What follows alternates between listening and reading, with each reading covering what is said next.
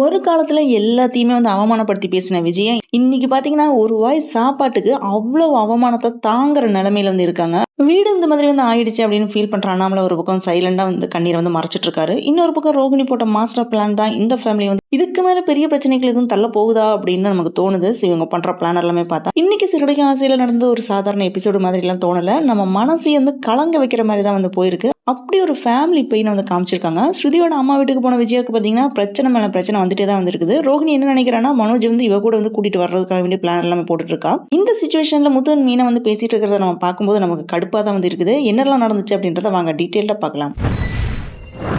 சிறடி காசி சீரியல்ல இப்ப நடக்கிற விஷயத்தை எல்லாத்தையுமே பார்த்தா ஒரு சாதாரண ஃபேமிலியில நடக்கிற பிரச்சனை மாதிரி தான் நமக்கு தோணும். ஆனா அதுக்குள்ள ஒவ்வொரு கேரக்டரோட மூட், அவங்க அனுபவிக்கிற அவமானம், டிசப்பாயின்மெண்ட், பிட்ரையல் எல்லாமே ரொம்ப டீப்பா காமிச்சிருக்காங்க. இந்த எபிசோட் ஃபுல்லா பாத்தீங்கன்னா உங்களுக்கு கண்டிப்பா தோணும், கஷ்டம் வந்தா யார் உண்மையா நம்ம பக்கம் நிக்கிறாங்க அப்படின்ற ஒரு கொஸ்டினுக்கு தான் ஆன்சர் மாதிரி தான் இருக்கு இந்த சீரியல். மனோஜ் வாங்கின கடனுக்காக ஃபைனான்சியர் வீட்டை ஜப்தி செய்ய போறனால எல்லாருமே வீட்டை விட்டு வெளியில போயிடுறாங்க. மீனா வீட்டுக்கு போன அண்ணாமலை சந்தோஷமா இருக்காரு. ஆனா ஸ்ருதி வீட்டுக்கு போன விஜயாக்கு தான் ஒரு டீ கூட குடிக்க முடியாம கஷ்டப்பட்டு இருக்காங்க. ஃபர்ஸ்ட் அண்ணாமலை பார்த்தாலே நம்ம மனசு உடஞ்சு போயிடுது. ஒரு காலத்துல அவரோட வீட்டுல எல்லாருமே பார்த்துட்டு இருந்த மனுஷன் இன்னைக்கு சொந்த வீட்டையே விட்டுட்டு மக மாதிரி நினைக்கிற மீனோட வீட்டுல தங்குற நிலைமைக்கு வந்திருக்காரு. சோ என்னதான் இந்த மாதிரி சிச்சுவேஷன் வந்தாலுமே அவரோட ஃபேஸ்ல பாத்தீங்கன்னா கோவம் இல்லவே இல்லை, ஃபீலிங்ஸ் மட்டும்தான் இருக்குது. இன்னைக்கு எபிசோட் ஸ்டார்டிங்ல பாத்தீங்கன்னா மீனோட வீட்டுல அண்ணாமலைக்கு விருந்து எல்லாமே வச்சு உபசரிச்சதை பார்த்த உடனே அண்ணாமலை ரொம்ப சந்தோஷப்படுறாரு. நம்ம வீட்டை விட்டு வெளியில வரும்போது இனி நமக்காக யாருமே இல்லை அப்படின்னு நினைச்சிட்டு இருந்தேன், ஆனா இங்க வந்ததுக்கு அப்புறம் தான் தெரியுது எனக்கு எவ்வளவு பேர் இருக்காங்க அப்படின்ட்டு அவர் சொல்றாரு. இந்த மாதிரி பெருமையா சொல்லிட்டு சந்தோஷமா சாப்பிட்டு இருக்காரு. அது எல்லாமே பார்த்த முத்து எமோஷனல் ஆயிடுறான். அண்ணாமலை சொன்னது ஒரு சாதாரண டயலாக் எல்லாம் இல்ல, மனசு உடைஞ்சு பேசுற ஒரு அப்பாவோட உணர்ச்சியா தான் காமிச்சிருக்காங்க.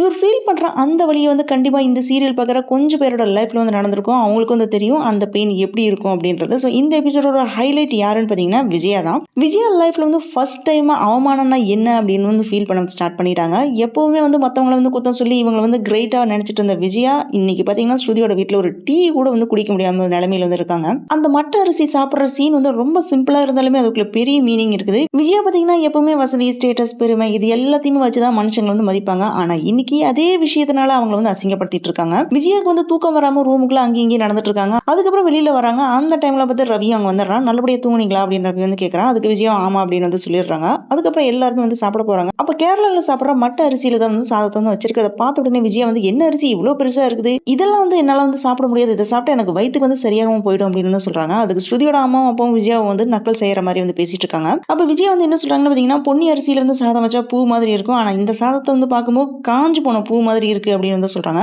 இப்படி இந்த வழியில கூட பெருமையை காமிக்க ட்ரை பண்ணிட்டு இருக்காங்க. அப்ப ஸ்ருதியோட அப்பா பாத்தீங்களா, வீட்டுல ஒரு மருமக பூ கட்டுறனால இவங்க எல்லாத்தையுமே எக்ஸாம்பிள் சொல்றதுக்கு கூட பூ வச்சுதான் சொல்லிட்டு இருக்காங்க அப்படின்னு கிண்டல் பண்றாங்க. சோ விஜயோட ஈகோக்கு டைரக்டான அடியா தான் இருக்குது. இது கேட்ட உடனே விஜயோட ஃபேஸ் அப்படி சேஞ்ச் ஆயிடுது. போற இடத்துக்கு தகுந்த மாதிரி நீ சாப்பிட்டுக்கணும், எங்க வீட்டுல இதுதான் நாங்க சாப்பிடுவோம், நீங்களும் சாப்பிடுங்க அப்படின்னு ஸ்ருதியோட அம்மா சொல்றாங்க. இந்த மாதிரி ஸ்ருதியோட அம்மா சொல்லும்போது விஜயா உள்ளுக்குள்ள எரிஞ்சிட்டு இருக்கிறது நமக்கு நல்லாவே தெரியுது. அப்போ விஜயா என்ன நினைக்கிறாங்கன்னா, நான் போடுறத சாப்பிட்டுட்டு அப்படின்னு அசிங்கப்படுத்துறாங்களா அப்படின்னு மனசுக்குள்ள நினைச்சிட்டு இருக்காங்க. அந்த சாப்பாட்டை சாப்பிட முடியாம தின்னுட்டு இருக்காங்க. இதே மாதிரிதான் அவங்க மீனாவையும் நிறைய தடவை அவமானப்படுத்தி இருக்காங்க. இன்னைக்கு லைஃப்ல அதே அவங்களுக்கு திரும்பி வந்திருக்குது. அதனாலதான் நிறைய ஃபேன்ஸ் என்ன சொல்லிட்டு இருக்காங்கன்னு பாத்தீங்கன்னா, விஜயாக்கு இது தேவைதான் அப்படின்னு சொல்றாங்க. இங்க மனோஜோட நிலைமை பாத்தீங்கன்னா ரொம்ப பரிதாபமா இருக்குது. கம்பீரமா இருந்தவன் இன்னைக்கு ஃப்ரெண்டோட வீட்டுல தூங்க முடியாம தவிச்சிட்டு இருக்கான். மனோஜ் நைட் தூங்கிட்டு இருக்கும் அவனோட ஃப்ரெண்ட் சந்தோஷம் கொரட்டை விட்டுட்டு இருக்கான். அதனால தூங்க முடியாம மனோஜ் கஷ்டப்படுறான். அப்போன்னு பார்த்து எலி டிஸ்டர்ப் பண்ணுது. மனோஜ் எலியை பிடிக்கிறதுக்காக வேண்டி அது பின்னாடியே ஓடிட்டு இருக்கான். இந்த மாதிரி கொரட்டை சத்தம், எலியோட தொந்தரவு, அதே மாதிரி பீஸ் இல்லாத லைஃப் எல்லாமே அவன் செஞ்ச தப்புக்கு பனிஷ்மெண்ட் மாதிரி தான் காமிச்சிருக்காங்க. பணம் சம்பாதிக்கணும் அப்படின்னு ஆசைப்பட்டு ஃபேமிலியே கஷ்டத்துல தள்ளிட்டான். இன்னைக்கு அவனுக்கே நிம்மதி இல்லாம தவிச்சிட்டு இருக்கான். இங்க அண்ணாமலை நல்லபடியா தூங்கிட்டு இருக்காரு.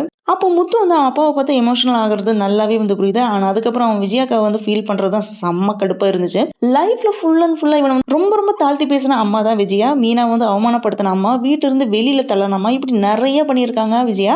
என்னதான் இருந்தாலுமே அம்மா அங்க எப்படி கஷ்டப்படுறாங்களோ அப்படின்னு நினைச்சு ஃபீல் பண்ணிட்டு இருக்கான். இதுதான் முத்துவோட கேரக்டர். அவன் நல்லவன் தான், ஆனா அந்த நல்ல மனசுதான் இப்ப ரொம்ப வீக்கா இருக்குது. அண்ணாமலை நிம்மதியா தூங்குறத பார்த்து முத்து என்ன நினைக்கிறான்னா, அப்பா இப்ப நல்லபடியா தூங்குறாரு, ஆனா அவரோட மனசுக்குள்ள பாத்தீங்கன்னா நிறைய பிரச்சனை இருக்குது அப்படின்னு சொல்றான். எப்படி வீட்டை நம்ம திருப்பி வாங்குவோம் அப்படின்ற பயம் அவருக்கு இருந்துட்டு தான் இருக்கு அப்படின்னு ஃபீல் பண்ணி பேசிட்டு இருக்காங்க ரெண்டு பேருமே. அதுக்கப்புறம் விஜயாவை நினைச்சு ஃபீல் பண்ணிட்டு இருக்கான். அப்போ முத்து வந்து மீனாட்ட வந்து என்ன கேட்கறான்னு பாத்தீங்கன்னா, உங்க வீட்ல வந்து எங்க அப்பா வந்து நல்லபடியா பாத்துக்கிறீங்க, ஆனா அம்மாவை தான் ஸ்ருதி வீட்ல வந்து எப்படி பாத்துக்கிறாங்க அப்படின்னு தெரியலையே, அவங்க ரொம்ப கஷ்டப்படுத்துவாங்க அப்படின்னு முத்து வந்து ஃபீல் பண்ணி பேசிட்டு இருக்கான். இதை பார்க்கும்போது நமக்கு என்ன தோணும் பாத்தீங்கன்னா, அம்மா பாசத்துக்கு அளவே இல்லையாப்பா உனக்கு அப்படின்னு தான் நினைக்க தோணும். உங்க 2 பேருமே தெருவில் விட்டதுக்கு அப்புறமும் அந்த அம்மாக்கே வந்து சப்போர்ட் பண்றீங்களே, சரின்னு விட்டுட்டாலுமே ஆஸ் யூஷுவலா தியாகியா இருக்கிற மீனாவும் என்ன சொல்றான்னு பாத்தீங்கன்னா, அத்தை எப்பவுமே என் பேரை சொல்லி கூப்பிட்டுட்டு என்ன வந்து திட்டிட்டே இருப்பாங்க, இன்னைக்கு அவங்க வந்து என்ன கூப்பிடல அப்படின்ற உடனே எனக்கு ரொம்ப கஷ்டமா இருக்கு அப்படின்னு வந்து ஃபீல் பண்றா. இந்த மாதிரி இருக்கிற அடிமையெல்லாம் வந்து என்ன சொல்றதுனே தெரியல. ஒருத்தவங்க வந்து நம்மள வந்து ஹர்ட் பண்ணனாலுமே அந்த ரிலேஷனுக்கு வந்து அடிமையாகி போன மனசு இப்படிதான் வந்து யோசிக்கும்ன்றத இந்த சீன்ல வந்து காமிச்சிருக்காங்க. பாக்குறவங்களுக்கு வந்து கோவம் வந்தாலுமே உண்மையிலேயே பாத்தீங்கன்னா இந்த மாதிரி ரிலேஷன்ஷிப்ல நிறைய பேர் வந்து வாழ்ந்துட்டு தான் இருக்காங்க. சரி, இவங்க கதை இப்படியே போயிட்டு இருக்குது. இந்த எபிசோடோட மெயின் ட்விஸ்ட் வந்து கடைசியில தான் வருது. நெக்ஸ்ட் டே சிந்தாமணி என்ன பண்றாங்கன்னா, அந்த விஜயா ஃபேமிலியில என்ன நடக்குது அப்படின்னு விசாரிக்க சொல்றாங்க. விசாரிச்சதுல என்ன தெரியுதுன்னு பாத்தீங்கன்னா, விஜயா வந்து கடைசி மருமக வீட்டுக்கும் அண்ணாமலை வந்து மீனோட வீட்டுக்கும் வந்து போயிருக்கிற நியூஸ் வந்து சொன்ன உடனே சிந்தாமணி என்ன சொல்றாங்க பாத்தீங்கன்னா, ஆக மொத்தத்துல ஃபேமிலி இப்ப பிரிஞ்சிருச்சு, அதுவே எனக்கு ரொம்ப சந்தோஷமா இருக்கு அப்படின்னு வந்து சொல்லிட்டு இருக்காங்க. அப்ப அங்க ரோஹிணி வந்து உடனே ரோஹிணிட்டு வந்து தூண்டி விடுறாங்க.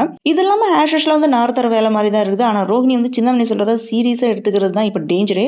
ரோகிணிட்ட சிந்தாமணி என்ன சொல்றாங்க பாத்தீங்கன்னா, இதுதான் உனக்கு கரெக்டான டைம், இப்போ உன் புருஷனை வந்து நீ உன் பக்கமா வந்து திருப்பி கூட்டிட்டு போயிரு அப்படின்னு வந்து சொல்றாங்க. இந்த மாதிரி சிந்தாமணி வந்து சொல்லும்போது ரோகிணியோட கண்ணுல பாத்தீங்கன்னா ஒரு மாஸ்டர் பிளான் ஒண்ணு தெரியுது. ரோகிணியும் நான் அதை தான் வந்து யோசிக்கிறேன் அப்படின்னு வந்து சொல்றா. அப்படியே வந்து பண்ணிடுறேன் அப்படின்னு சொல்லிட்டு அங்கிருந்து அவளும் கிளம்பி போயிடுறா. இனிமே வந்து சும்மா இருக்க மாட்டா ரோகிணி. ஃபேமிலி உடஞ்சிருக்கிற இந்த வீக் டைம் வந்து அட்வான்டேஜா எடுத்து மனோஜ் வந்து ஃபுல்லா இவளோட கண்ட்ரோல் வச்சுக்க ட்ரை பண்ண போறா. இதுதான் வந்து நெக்ஸ்ட் எபிசோட ஒரு பெரிய ட்ரிக்கா இருக்க போகுது. சோ இப்படிதான் இன்னைக்கு வந்து எபிசோட் வந்து முடிஞ்சிருக்கு. விஜயா இப்போ அனுபவிக்கிற அவமானம் ஜஸ்ட் ஸ்டார்ட் ஆயிருக்கு, அவ்வளவுதான். ரோகிணி போட்ட இந்த ஒரு பிளான் மனோஜ் வந்து விஜயா ஃபேமிலியில இருந்து ஃபுல்லா வந்து பிரிச்சிடுமா, அண்ணாமலை ஃபேமிலி எகெயின் வந்து ஒன்னா சேருவாங்களா, இல்ல இந்த செப்பரேஷன் இதுக்கு மேல பெரிய அழிவை வந்து கொண்டுட்டு வருமா அப்படின்றதுதான் தெரியல. மொத்தத்துல இந்த எபிசோட் வந்து சொல்ல வர்றது என்னன்னு பாத்தீங்கன்னா, வீடு வந்து லாஸ் ஆன பெயினை விட ரிலேஷன்ஷிப் லாஸ் ஆனதான் ரொம்ப பெயினே அப்படின்றது. பணம் போச்சுன்னா எகெயின் வந்து சம்பாதிச்சுக்கலாம், ஆனா மனுஷனோட மரியாதை வந்து உடஞ்சு போயிடுச்சுன்னா அதை எகெயின் வந்து ஹோல்ட் பண்றது ரொம்ப ரொம்ப டிஃபிகல்ட்டா வந்து இருக்கும். இப்போ அந்த பெயினை தான் ஒவ்வொருத்தருமே வந்து தனித்தனியா வந்து அனுபவிச்சுட்டு இருக்காங்க. நெக்ஸ்ட் எபிசோட்ல நிறைய உண்மை எல்லாமே வந்து உடைய போகுது. என்னவா இருக்கும் அப்படின்றத நம்ம வெயிட் பண்ணி பார்க்கலாம். Thanks for joining with me. இந்த வீடியோ உங்களுக்கு பிடிச்சிருக்கும் நம்புறேன். இந்த வீடியோக்கு லைக் பண்ணுங்க, ஷேர் பண்ணுங்க, சப்ஸ்கிரைப் பண்ணுங்க. Have a great day.